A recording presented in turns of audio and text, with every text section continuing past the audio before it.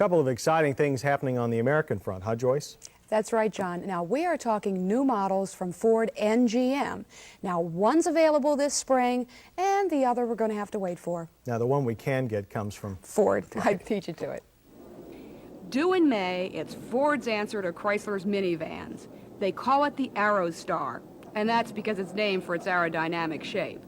Now, while it is a bit more slippery than the Chrysler or General Motors minivans, it was designed with the same purpose in mind: to be an efficient, parkable, garageable people or cargo mover.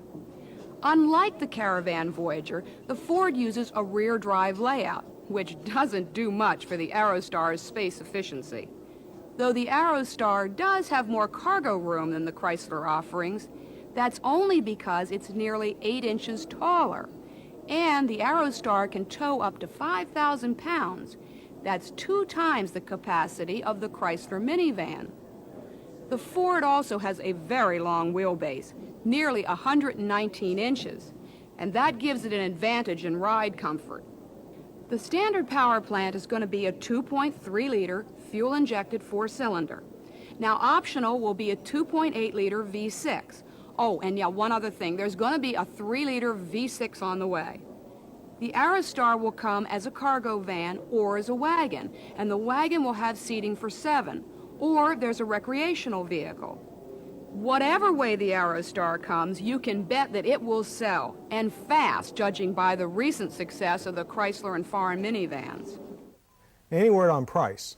The base price should be about $8,500. Now, don't forget that the Aerostar has an option sheet that would put the Crown Victoria to shame.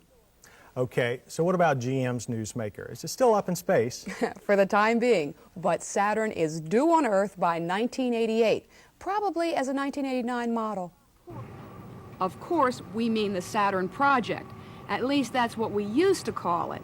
Now it's Saturn Corporation.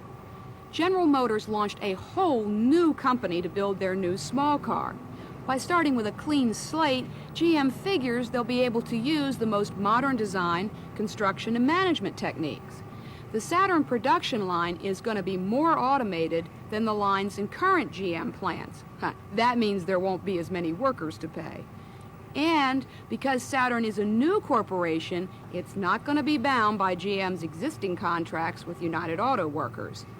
Now, they hope the GM-Toyota joint venture, that's the one that's building the new Nova, is going to give Saturn some good, solid exposure to those Japanese management techniques. Their aim is to build a better car than the Japanese at a very competitive price. The corporation's first model will be 2- and 4-door body styles, and they're roughly based on this prototype. Now, if this Saturn styling doesn't excite you, don't worry. The production model is going to get a whole new skin, and it probably won't resemble any current GM line. And it won't share any components either. This all-aluminum 1.9-liter is likely to be the production engine, and they're also designing all new transmissions. There's a 4-speed automatic and a 5-speed manual.